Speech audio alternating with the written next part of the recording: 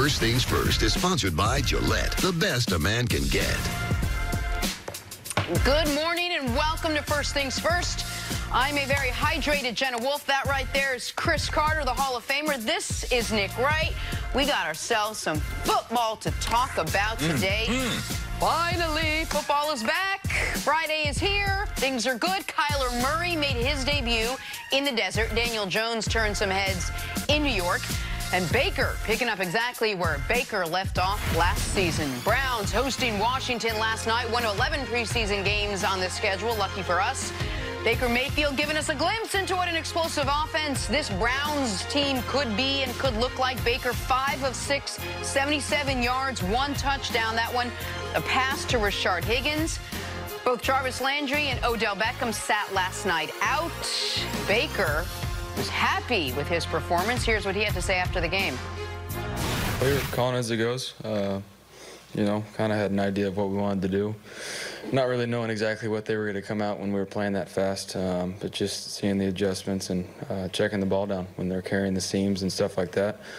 Get the ball down to your back quickly and let them do some work, and they did a good job. There's situations where, yeah, we can press the tempo a little bit, and I think, you know, once we get comfortable in that, we can be pretty good at playing fast and having success, but we got to be good at it all.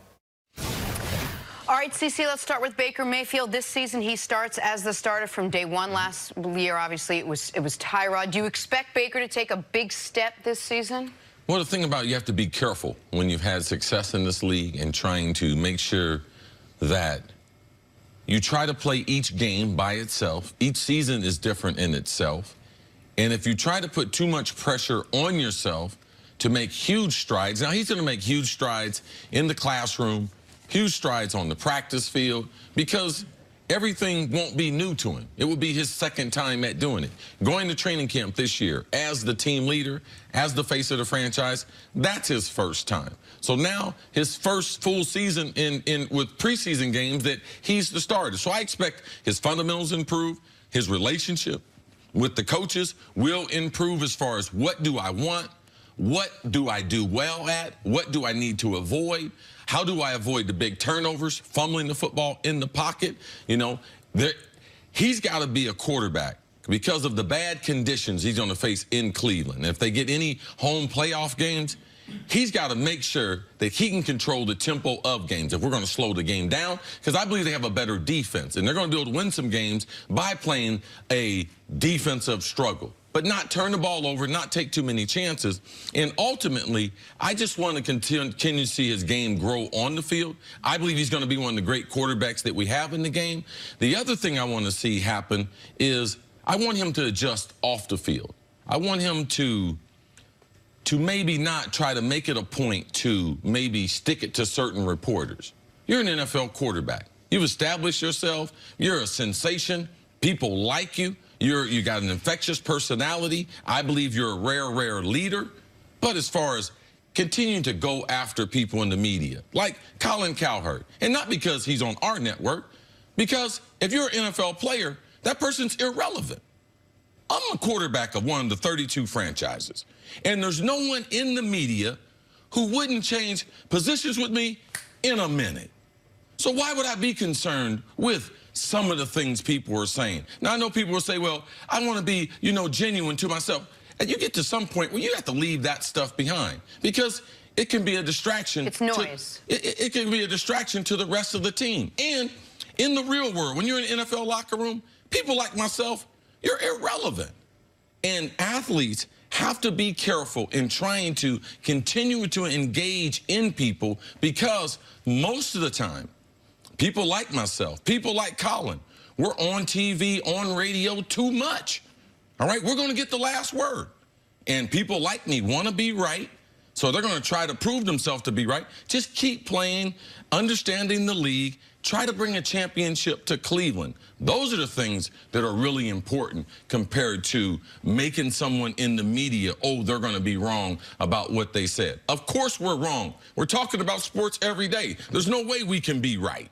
Well, and so to answer all the time, excuse me, no, but it is important, right? No, I mean you do 15 hours of live commentary a week. There's a lot of things you're going to say, and if people are going to pick at it, they're going to be able to find things to pick at. But from Baker and his progression, I don't think he needs to take some massive leap forward. This isn't Josh Allen. This isn't a quarterback who all throughout last year, to use Josh Allen as an example, struggled. And then we saw final game of the season. Oh, wow, wait, there was something there. Can he turn that final game into a whole year? For Baker, the final 8 games of last year, he was quite good.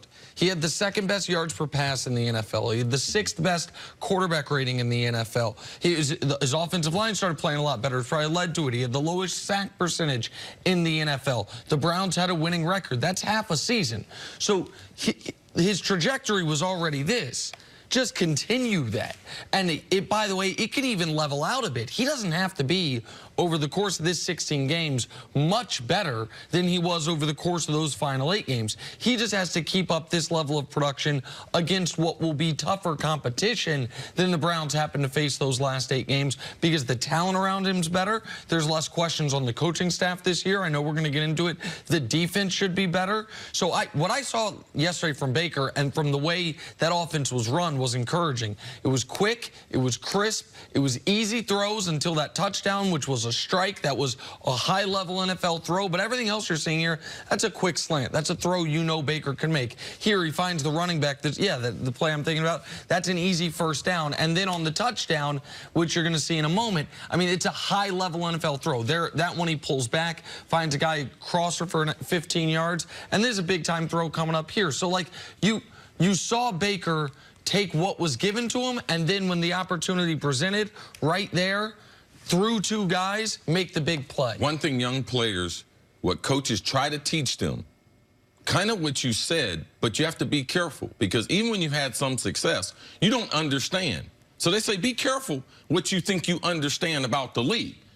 Now, I was saying little steps in the film room, little steps in practice, because in Baker's mind, he doesn't think like what you're saying, Nick. Okay. He thinks he needs to improve drastically as far as how he processes information, how he understands the defense and what they're trying to do. Even from offensive concepts, where are we attacking the defense? What's the easiest way for me to be able to get 5, 6, 7 yards? That's what you could see in the film. He was going to the check down. He wasn't forcing the ball down the field until they led it to him. So there's tremendous strides he'll make off the field, things that we won't see, that he'll continue. I guarantee you Baker said, man, I can get a lot better than what I was in my rookie season. The bottom line is, no one thought that Baker's first season, whatever we saw last year, was just a flash in the pan. I mean, I think we all thought that what he showed us last season was a really good foundation of what's to come. So I think a combination of making small strides and making little changes will really help him and instill a sense of confidence that this is going to be his team for years to come. No one on this show thought it was a flash in the pan. I do think we should maybe remind the audience the national conversation on Baker coming into the league and even early in the season was he was also trying to do something we hadn't seen a lot of people have success from. Big 12 quarterback, his size. Heisman Trophy winner. Heisman Trophy winner. There were a lot of people that thought the Browns reached enormously taking him at #1. When the season ended, he was nowhere close to the projected #1 overall pick. Chris was so taken with his arm talent and with the time he had spent with him. To me, it swayed me. I would have been more on, man, I've seen a lot of guys like Baker Mayfield come to the NFL and fail, and then we saw it proven out in real time. But I do think there's a lot of legitimate questions from a lot of legitimate people across the sports world that are wondering how much of the Browns, well, a lot of people say the Browns are overhyped. A lot of people think the Browns with Kitchens and Baker are fitting to take a step back. Right. And so I think last night was a really important moment, as important as one drive preseason game can be, because everything went well. Everything was on time. Everything was crisp. And on that touchdown pass, that arm talent that you were talking about back when he was Oklahoma, man, he fit that. He fired that thing into a window with really nice velocity, which is probably the most special ability he has as far as an X's and O's quarterback. And if they're going to reach their potential as a team, the reason why I don't think they deserve those distractions, because it drags other people.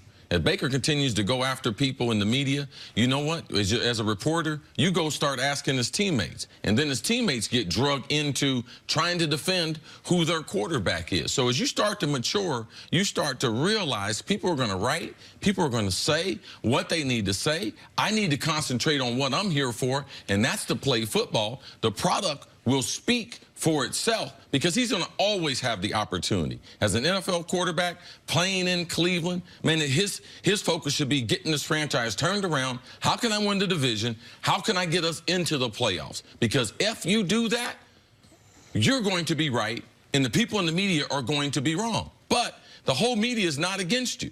It's just like any other player. There is no player that all the media likes. I got people saying stuff about Tom Brady. Baker should learn from that. He's the greatest quarterback ever. He still gets criticized day in, day out on this show, not by me, but by other people sometimes. It's part of the gig. But realize, man, you're one of the special people in the world.